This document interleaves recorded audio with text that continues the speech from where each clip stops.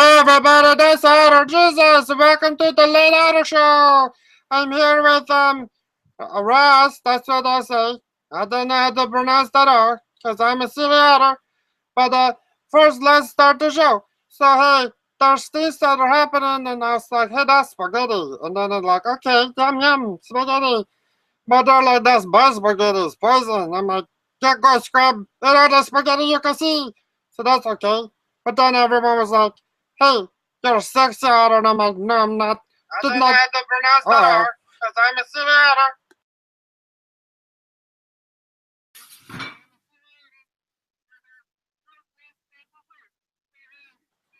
Whoopsie, that's stupid of me. I forgot to do the mute. Anyways, so yeah, that's so stupid. Shut up, all of you are fired. Anyways, so everybody say hi to Ross.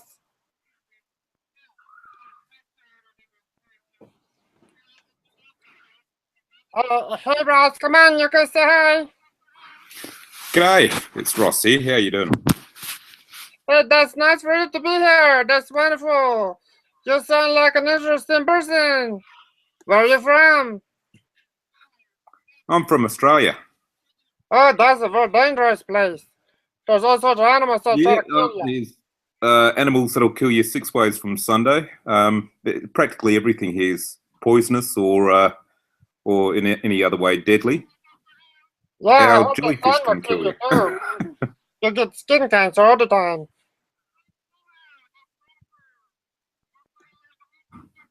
So yeah, there's that. But what is your favorite thing to do in Australia?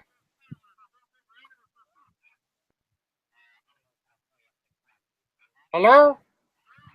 Hello, sorry mate, I'm getting a little bit of feedback. Do you mind holding for just a second? We'll wait for it to catch up on itself. Okay.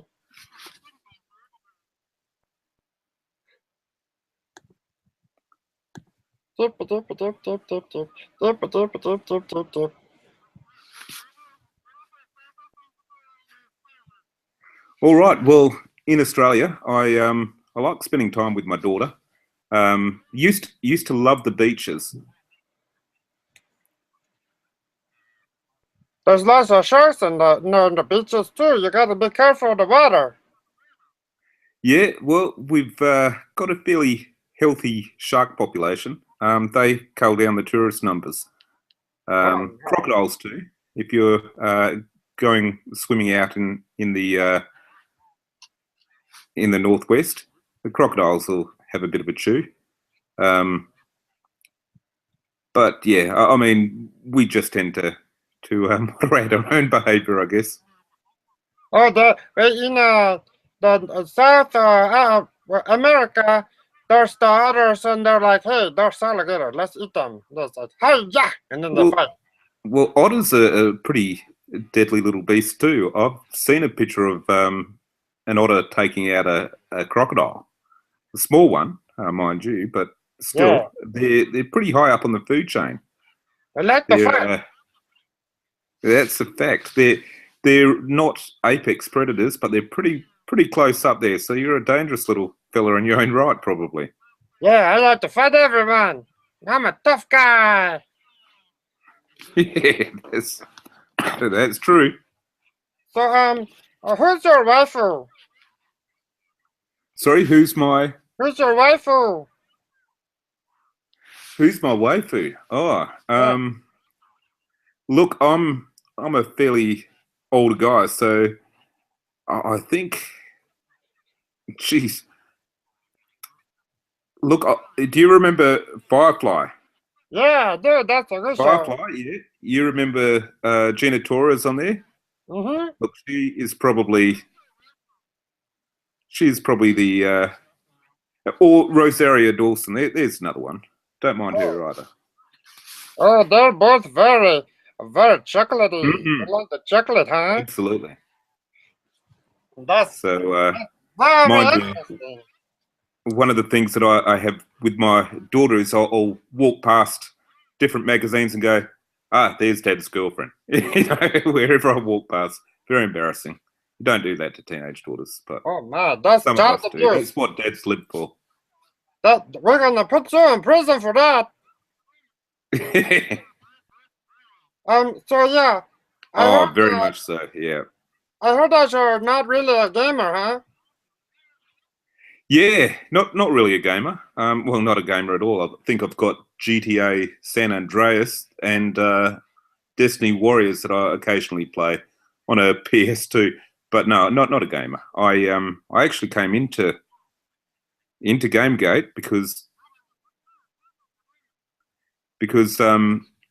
I was initially in the atheist forums, Uh-oh. and I used to just kind of have a bit of a read, see different perspectives there, and then I saw the social justice warriors come in and basically take to the place, and we tried to ignore them, and they just basically insinuated themselves, sent people packing, changed the whole culture, had everyone shamed. It was basically everything that they've done in Gamergate. And we saw it unfolding, and it was disgraceful, and I lost all kind of respect for that space. And then I saw them moving into gaming spaces, and I thought, well, you know, we stuffed up. We didn't push back when it was time. Damned if I was going to let them move into another space and do exactly what they did to us. So yeah, I jumped in, and gamers have been really welcoming. So yeah, it's been good. It's been very good, and a very worthy cause too. I'm very proud to stand among you in whatever capacity I do. So that basically answers my question about what you got you into Gamergate for. Yeah, exactly. So basically, you're just a fake gamer boy. Well, yeah, I don't mind. I don't mind gamers being gamers, and I think that the hobby's a good one. I don't actually do too much of it myself, but my daughter probably plays more than I do, and a lot of her friends play more than she does. You know. Oh my. That's time for her to be told to go home, gamer girl. Yeah. What kind of games does she play? Well, again, there's the same. She likes the Grand Theft Auto. Um, I and not just the San Andreas, but the later ones and what have you. I'm you know, like I'll go on if I'm a little bit bored or what have you, and have a little thing. But I don't have the I guess the dedication or as much of the interest. I think I had Clash of Clans one time on my mobile phone. That's about it, really. Ew, that's yuck. I didn't like that stuff. It's like, hey, you play for free. And there's like, hey, there's this stuff and you have to pay for it. And I'm like, that's a lie. That's yuck. Mobile games are yuck. I'm very sorry, mate. I missed you there. If you can repeat. Oh, I was just saying the Clash of Clans game is yuck. That's yuck. Bad game. Bad game. Did you still not hear me? No, sorry. A little bit of feedback. My apologies. Damn Australian internet! You need to get better internet, like Japanese internet. Look, Japanese internet, I reckon that'd be flying. But yeah, no. In Australia, we've only just rolled out the national broadband, so better speeds and what have you. But I mean, obviously, as here, I'm really struggling a little bit. So it's a lot slower, I think. So I'm hearing everything echoed back on us, the conversations that we had, you know, 10 seconds ago. So it's struggling a bit. Yeah. Well, it's better than nothing. It is better than nothing. It's better than getting eaten by a shark or punched by a kangaroo. True. So, oh, what? You want to say something? No, go on. Okay, do No, not interrupt. This is my show. Okay, so where do you like to eat the most? At home or at the restaurant? What do I like to eat the most, at home or at the restaurant? Yeah. Well, my daughter's a vegetarian, so Oh, Dad makes a lot of vegetarian meals. What I like to eat the most is probably something with a lot of meat in it. yeah, Big meat eater. yep. So look, steak will always go very well. Anything with chicken in it goes very well. Look, just carve me off a side of dead animal flesh and heat it up, and I'm good to go. Do you like to eat Bit of kangaroo? sauce on it, even better. Do you like to eat kangaroo? Look, I've eaten kangaroo. I find it a bit gamey, to be perfectly honest. We'll eat anything here. Oh, Emu too is another thing. The two of our animals and our emblems we both eat. But yeah, kangaroo's not bad in a stew, you know. But it's good in a stew. Cooking it as a steak, it really doesn't do it for me. But not eating emu. oh, that's a So big one. Would you eat a koala? koalas, I hate koalas. People go crazy about bloody koalas. I don't like the things that they're docile, that they're smelly. They've got claws. They'll claw on you and pee all over you. You know, they're horrible things. There's really not much to. I reckon they're very soft though. I reckon koala shoes would be the go. Koala moccasins. Oh, Look, there's definitely a market there. but would you eat a koala if you could? Would I eat a koala? Mm, depends how hungry I was and how close they got, really. Oh, what? Would you eat an otter? Would I eat a? Otter.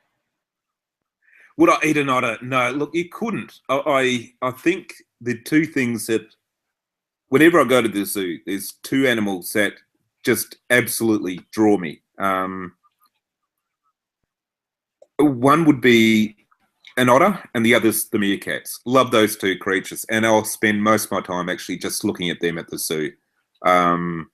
So otters are probably pretty safe. That's kind of funny because there's that singing meerkat on my Twitter, and he starts singing songs, and then I'm an otter. Ah, okay, sweet. Yeah, love the meerkats, love the otters. I'll look at other stuff at the zoo, but those two things, I'll spend ages just watching the otters swim around, bash open things, scale around, check out the scenery. They'll really get into it. Okay, so I want to ask you a question. When did you first hear of Otter Jesus, and what did you think? When did I first hear about Jesus and what did it? And Otter Jesus, when did you first hear about me? Oh, when did I first hear about you, mate? What did you Okay. Look, I think you've always been there just throwing out reasonable commentary. And that's one thing that Gamergate has a lot of is people, a lot of very notable people who you just get very, over a long period of time, very much, that's pretty decent, favourite, that's pretty decent, retweet, and or maybe reply to it.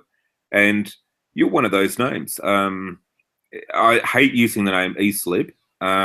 It's sometimes a good shorthand, but you're a notable person, and you're certainly a personality. And I think you're really coming onto your own, mate. It's good. You're also seen as one of the nice guys of Gamergate.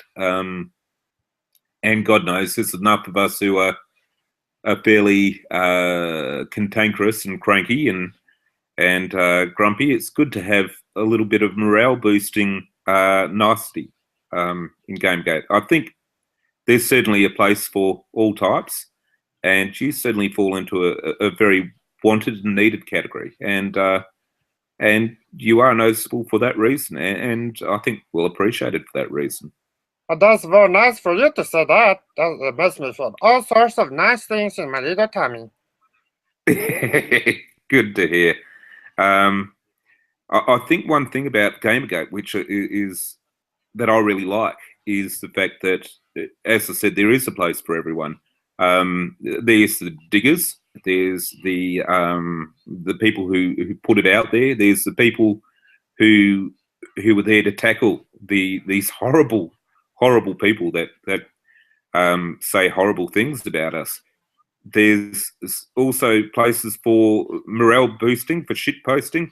It's really good. And I think everyone coming into there, no matter what their particular aptitudes or whatever, has a place, and I think that's good. Even a place, I guess, for a cranky middle-aged non-gamer to dwell. And that's good too. Yeah, that's pretty good. That's pretty good for that to be like this. So, yeah, I don't know. But everybody sometimes gets a little cranky, even our Jesus. But yeah. Well, I've not yet seen it. No, I sometimes think my degree of cranky is perhaps a bit of a subjective thing. But yeah, I think we do pretty well with you, mate. I think you're. I think so. Well, okay. As long as you think I'm a nice guy, that's okay. What is your favorite movie? Favorite movie? Oh, look, it's the same as my favorite book. The Godfather. Love The Godfather. Oh, I didn't. It's one of the things I love about it, to be honest, is the fact that they make no pretenses about how terrible these people are, but we learn to love them throughout the book. We get drawn to them, and we love them, even though we know that they're the bad guys. It's brilliant. Yeah, I don't know. I didn't like the movie, but there's always those oranges, the shots, and I was like, that's too orange for me. So yeah, I didn't like it, but it's okay for you to like it. Doesn't mean that we have to fight. True enough. Look, one of the movies that's probably pretty high on my list too, I think, is The Fight Club. A very big movie buff. Fight Club too. I love. And again, it's a bit of a dark, twisted movie, but I like it all the same.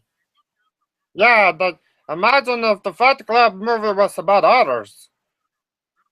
That'd be nice. Well, this is true. Very true.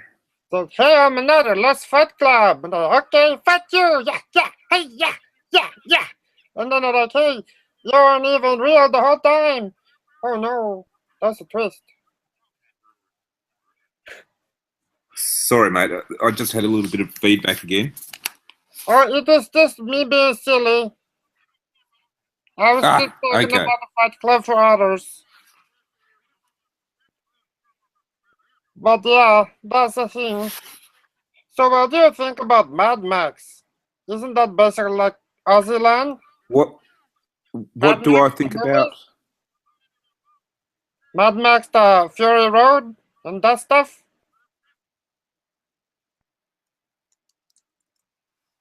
Mad Max. I don't know what's going on, but you seem to... Oh, yeah. So what did I think about Mad Max Fury Road? Or just all of them. I mean, like every Aussie person has to... I haven't seen Fury Road, but what I have seen is the original Mad Maxes. And, I mean, I'm a kid of the 80s, I love them. But I haven't seen the latest one. And I think the main reason for it is I heard that Mad Max wasn't the main thing for it. And I don't know, in the earlier films, he was always the loner, and I think that really, and the main character, and I think that really made the film. He was, but he was like eternally damned, if you like. You know, he wasn't there to, you know, meet anyone or to share the limelight or anything. He was basically just a wandering free agent, you know, filled with vengeance. And that's kind of, I don't know. I haven't watched the new film, but I've heard that it was good. You know, very good on its own merits. You know, but it wasn't really as Mad Max was. Didn't want to spoil it, to be perfectly honest. Yeah, I heard that too. I heard it's good, but then it's like, hey, Mad Max is not the main character, and then it's like, hey, there's feminism in it, but not really, because they don't know what's going on.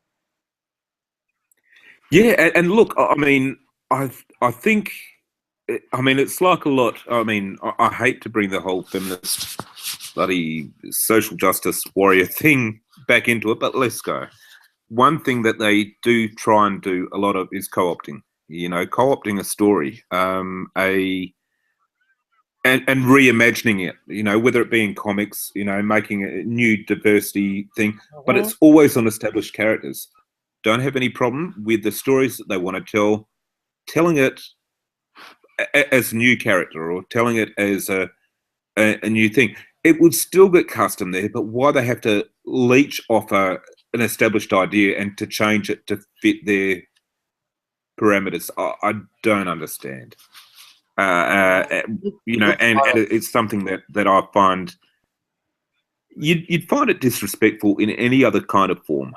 You know, if you know someone said, "Okay, here's your life work. You know, you've written this movie or something. You know, this is yours. You know, you've worked on it. It's great. We like it as it is. However, what we might do is we might just change this, and have it completely different. But it's still your work. You know, you'd say, well, this is no longer original. It's no longer my idea, my concept, or anything. It's been completely ruined. This is what they're doing, and it needs to stop. If they have a story to tell, or a concept to sell, or a message to push, by all means do that.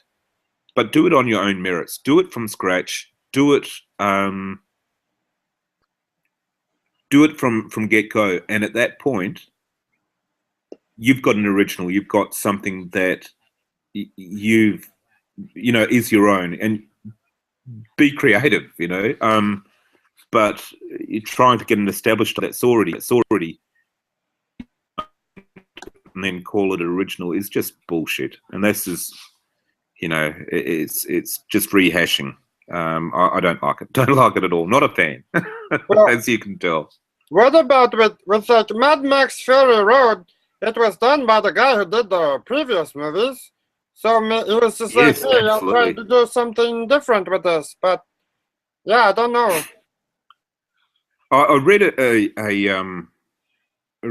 a story, a little piece, and he was saying that he had, I mean, obviously completely different from where he was many years ago when he first did it, but he said that he was surrounded by a whole heap of very powerful women, and because he was surrounded by these powerful women, he wanted to write something that had a feminist bent to it, and you know, that included women. Again, feminism and women, it's they shouldn't be synonymous. Yeah, They really shouldn't. But you know, he was saying that because he had a lot of powerful women, he wanted them involved and wanted them to be the power behind the story and all of that kind of thing, and push the feminist angle. It wasn't needed.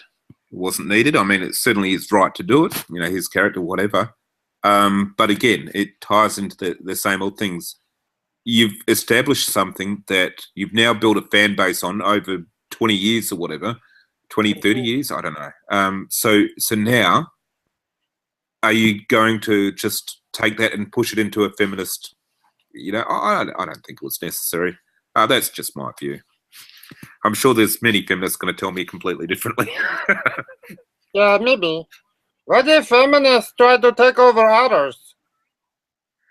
Why did they try and take over otters? Look, I wouldn't stand too close to many of them. I think the little otter, the question about whether or not you'd be eaten would be answered, my friend. I yeah, I would I would stay if there was a feminist rally or something like that. I'd stay well away from that. I think they're just abhorrent people. Well,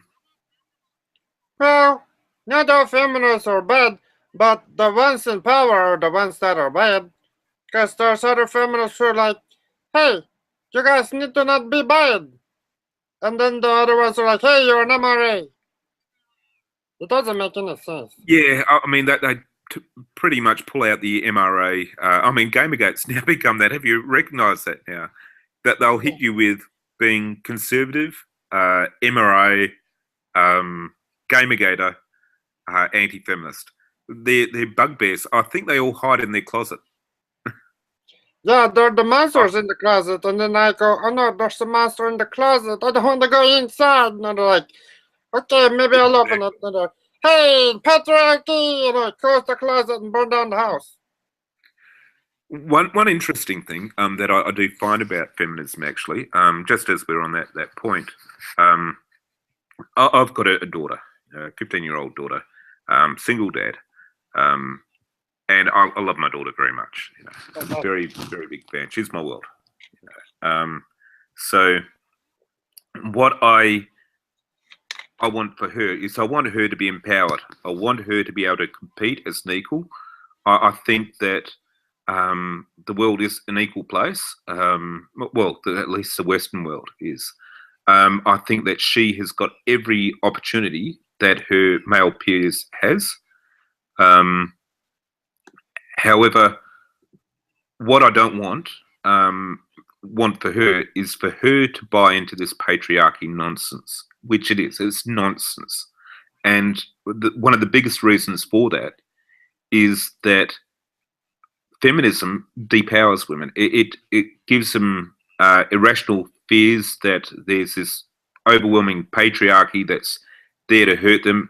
How do you measure the patriarchy? You can't. How do you quantify it? You can't at all. What can you do about that? Well, you can't. You're disempowered. The patriarchy is every male in society who's actively working against you, against your interest. Every male gets the benefits you don't get because you're female.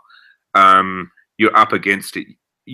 Whatever choices you make, you can't actually be responsible for because you're working within a system that's inherently against you.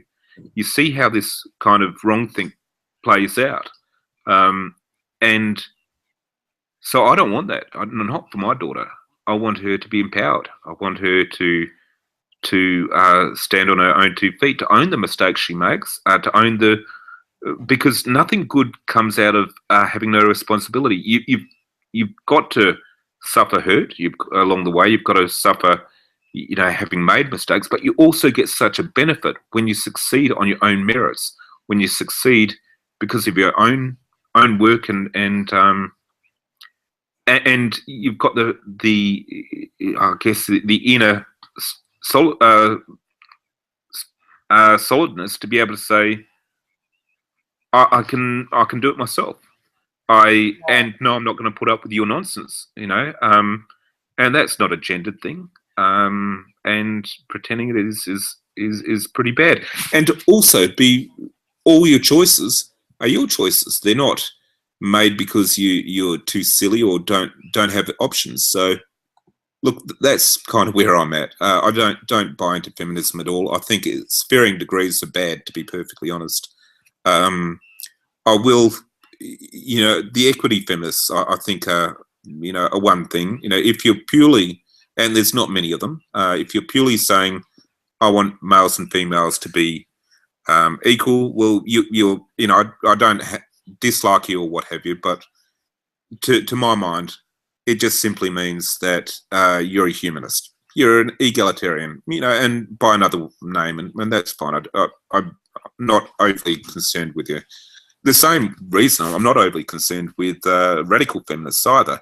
The kill all men and all that kind of thing, I don't give a damn about them. They're not going to be able to do a thing. They're seen as crazy by everyone. It's the moderates that I have a problem with. And unfortunately, the moderates, as time goes on, becomes less and less radical. I mean, Anita Sarkeesian, 20 years ago, we might call her a radical. She's certainly not now. She's a moderate. Jessica Valenti is fast becoming a moderate in you know, and part of mainstream. You know, that the further these things go on, the more and more moderate the radicals get, and the more radical the radicals. I mean, the more moderate the radicals get, and for people to actually be radical, they have to, you know, step it up. God knows where it's going to be in another 20 years or so. Hopefully dead. Hopefully the whole movement dies. It'll probably always be around somehow, just in the corner of the room, looking at you, saying, "Give me all your gold." Look, all I hope, if they're hiding in the corner, I hope by then we've all got torches so we can shine it on them. They can scurry away like the cockroaches they are. And I think Gamergate's a big part of that, to be perfectly honest. The first fandom that pushed back, we didn't in atheism. No, atheism, we got had. And I heard that happen in comic books and everything. It's you gamers that did it. It's kind of happening in comic books right now, but I don't know. Comic books are strange. There's so many. But it's pretty bad, though. It's pretty bad. I think they've got their hooks very deeply into comics. I think, you know, it's got to the stage that they're pushing back, but they're really pushing back from, you know, a really weak position, and having given up all the ground, now they're mounting a fight back. You know, it's a very hard thing to do. Whereas with gaming, they didn't actually get a chance. The same with atheism. You know, atheism, they kind of went through, did their thing. Atheism Plus is almost completely over and done now, but the damage they did in the meantime to the community was insurmountable. Gamergate, you know, was onto it, and, you know, very proud of you guys. And I say you guys, I'm not a gamer myself, but very proud of what you guys have done. Well, that's very nice for you to say. So, well, thank you, Otter. Where do you think Gamergate will go next? Why do I think Gamergate has done that? Oh, no. Where do you think Gamergate will go next? What do you think we should do? Where do I think they'll go next? Look, good question. Look, I think that I think we've got all the pieces in place. For the first year, we were just holding the line, you know, to not let them get on with it. But I think that there's some real pieces that they've got in place at the moment that they really need to work on. I think Operation Disrespectful Nod has been great at hammering Gorka, who has done great guns. I think they need to expand it. I think they really need to look at bringing in everyone who's given us crap in the media, and really slam them. But some of the smaller sites, you know, if they start losing 7-figure revenue, will go under. Something like Corker might be able to take a few hits. Smaller sites, you know, won't be able to give up a year's profit. You know, it's something that will really hurt them. We've got to concentrate on that and punish them. You don't want someone like Corker to, you know, bounce back at the end of the day, or to, you know, limp along. But wouldn't it be good to take out a smaller company, or a few smaller companies, and have people say, okay, these companies closed because of Gamergate? Deep Freeze, I think that the people that have written the horrible things and been as unethical as they've been need to be really high up in the search engine listings.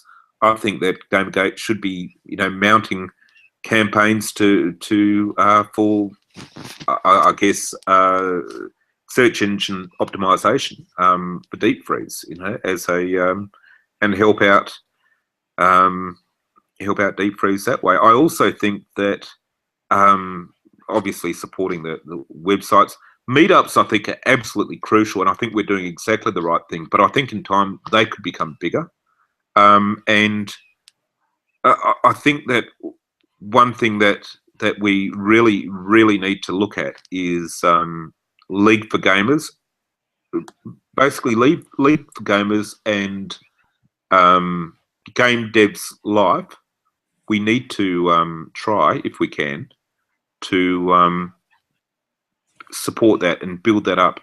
If that could, I guess, take, and we also need to support the game developers. That's really key. The indie game developers at the moment, they've got Indiecade, and they've got the Indie Fund. So they've also got their main body, the IGDA or whatever, who are kind of policing them. If we could be in a position where we could crowdfund, indie developers coming in, and we could really start building up a second infrastructure, I guess, to supplant and overtake the existing one. It'd be a hard ask, but I think that's really what Gamergate should be looking at long term, because what you don't want is to fight, finally be out of fight, and things just go back to what they were. Yeah, or to fight for some of these things, and for, at the end of the day, maybe a few places close down, or ethic policies get put in place, but the same people are in the same positions doing the same things, but just a little bit more secretly. I think they need to be supplanted. I think the whole thing has been shown to be horrible people in horrible positions of power, and who even AAA developers are scared of. I mean, it shouldn't be that place. Not in your culture, I think. And the gamers in Gamergate have really shown that they're better people than that. Yeah. So I think we'll end soon. But do you have something you'd like to share? Do I have something I'd like to share? Share. You want to share your blog or something?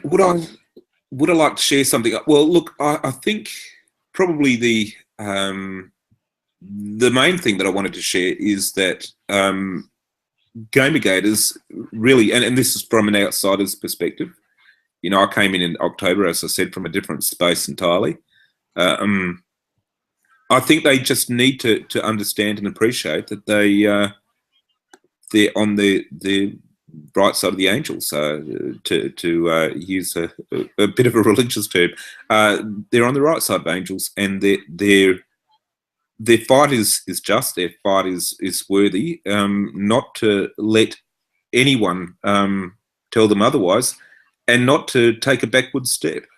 Don't give up. Don't, but also don't give ground to these ideological zealots. And these unethical hacks. I think Gamergate supporters have shown to be better people than that. And I don't want tone policing. I don't want people to try and second guess their own intent, or to compromise. Don't let these people off the hook. Run them into the ground. Run them out of the industry. Make sure that they come out of it worse for the experience, because only that is the way that people will back off next time. Because next time, I don't think the industry will survive if we let this go. It will change forever. It'll be something the worse for the experience, and the social justice warriors will do as they've done with every other space they've invaded, is to pollute it. They're not creative. They don't add. They just leech off it. They take whatever financial benefits they can, and they ruin it. You don't want that. Not in your industry. So don't second guess. Don't tone police. Don't hurt your community. Build it. Strengthen it. And help out each other. You're all going to argue about different things, but just try and work together. Don't drop the tag. Don't compromise your values. Don't be exclusionary. That's what I'd say. Well, that's very good thoughts for you to have. Well, I guess this is the end. Thank you for coming on, Ross. Well, thank you very much. I appreciate the time. You're very welcome. So, good night, Okay. everybody. That's about Otter Jesus. Take care, all.